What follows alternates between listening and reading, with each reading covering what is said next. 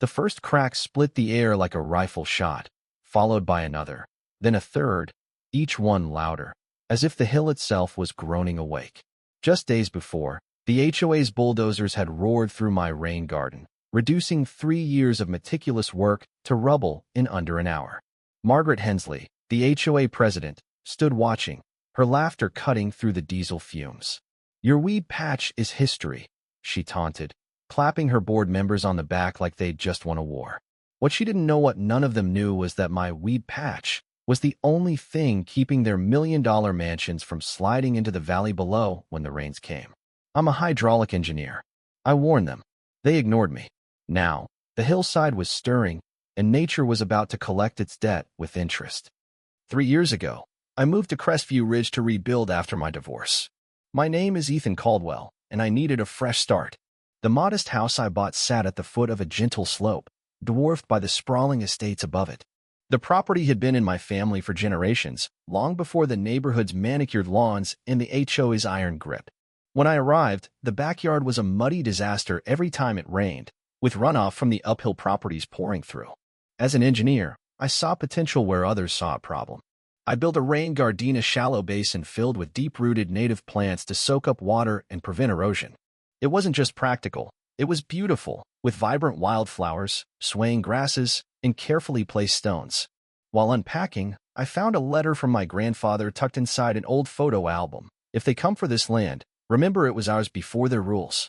Protect it for yourself and everyone here."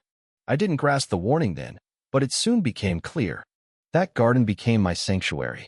Every plant I set, every stone I placed, helped me rebuild after the divorce.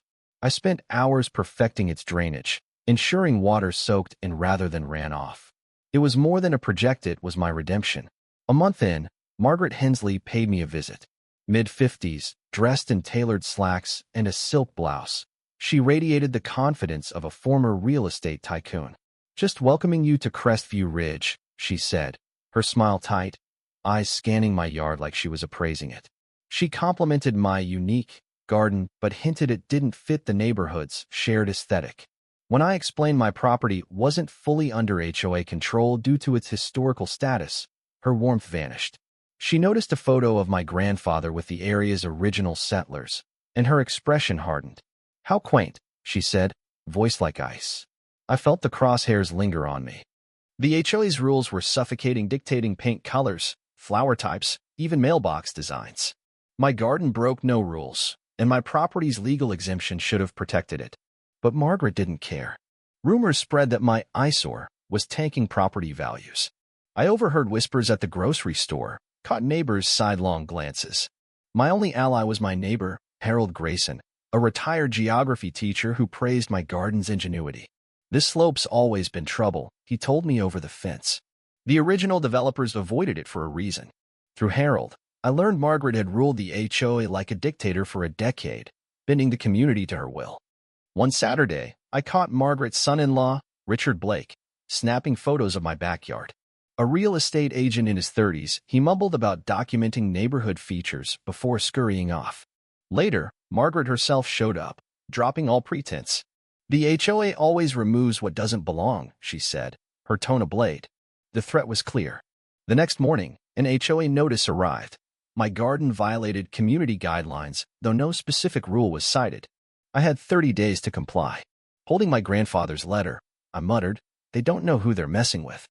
I pored over the HOA's regulations, coffee in hand, and found a forgotten clause promoting sustainable landscaping. My garden fit perfectly. Armed with this, I felt emboldened, but I knew Margaret wouldn't back down. Harold shared more history. The slope had seen landslides in the 80s, condemning homes after heavy rains. My land, left undeveloped, had naturally managed water flow. My garden wasn't just smart, it was legally protected. With Harold's help, I conducted a geological study, confirming the garden's role in stabilizing the slope. I documented everything: soil samples, water flow charts, photos. If Margaret wanted war, I'd bring science. A new ally emerged: Claire Morgan, an environmental lawyer who'd overheard my talks with Harold. "Margaret's tactics might be illegal," she said, offering her expertise. Together, we drafted a formal objection, citing the sustainability clause and questioning the HOA's jurisdiction. We sent a 3-inch binder to the board, forcing Margaret to acknowledge our fight. Her response was dirty. She called a secret board meeting, excluding me, and produced a doctored map claiming my property fell under HOA control. She pushed through a new rule landscaping over 2 feet tall needed approval, targeting my native plants. A new notice gave me 15 days to comply. Claire uncovered Margaret's real motive. She planned to sell her mansion at a premium, with Richard as her agent, and needed the neighborhood pristine to maximize profit. Worse, an elderly resident, Evelyn Harper, whispered that Margaret was working with investors to turn the lakefront behind my property into a luxury resort. My land held the key access path. My garden wasn't just an eyesore, it was an obstacle to millions. I hosted a public tour of my garden, explaining its environmental benefits.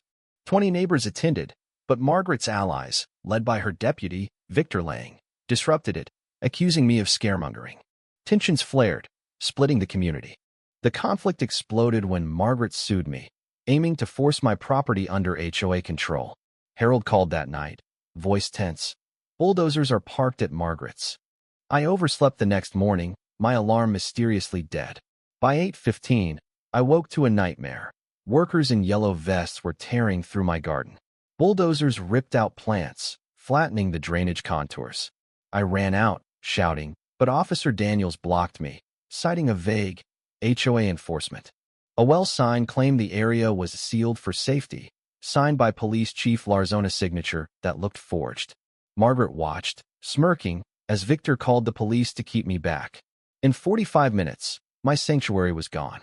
I fell to my knees, weeping openly, rage replacing grief. I marched to Margaret's house, where she was toasting with her board. "You had no right," I said, voice shaking. "We gave you notice," she replied, smug. "The HOA protects the community."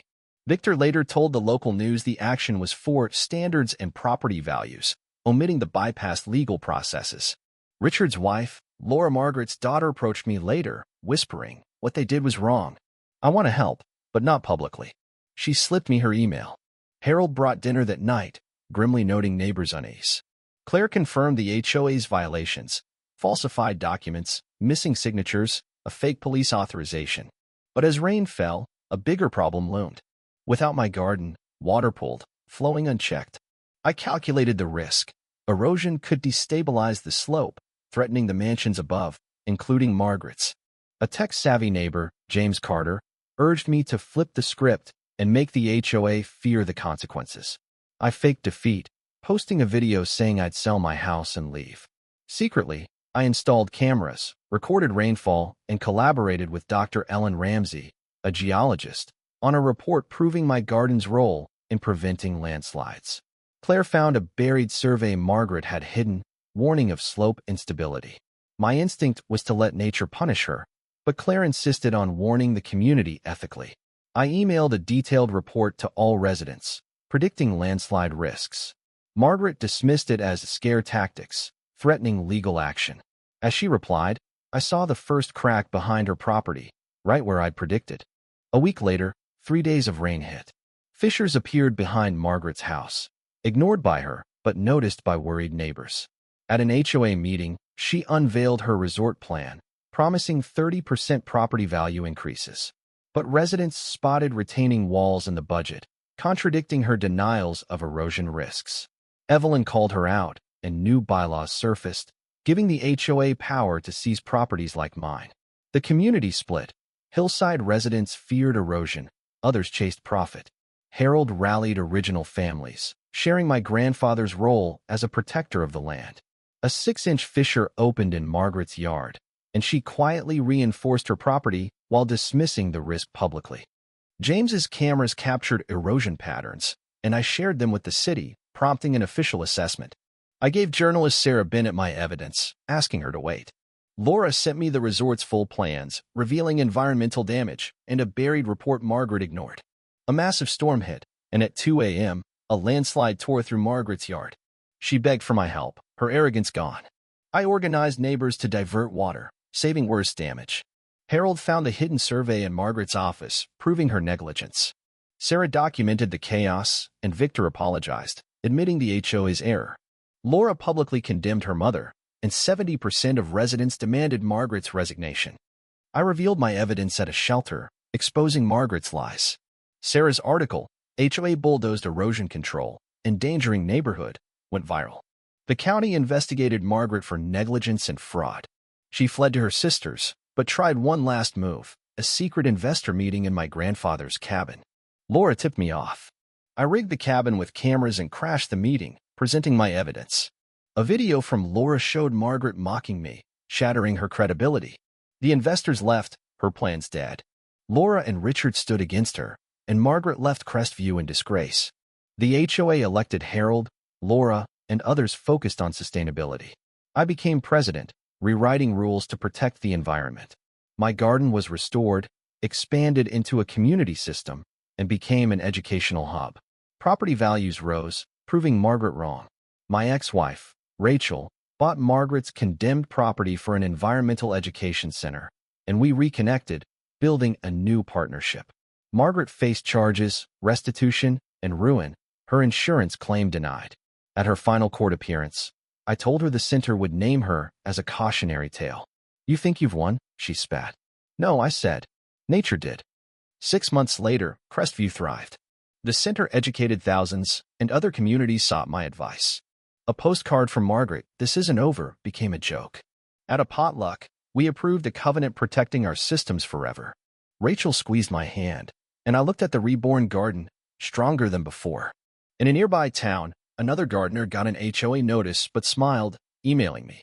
The fight continued, but we'd shown the way.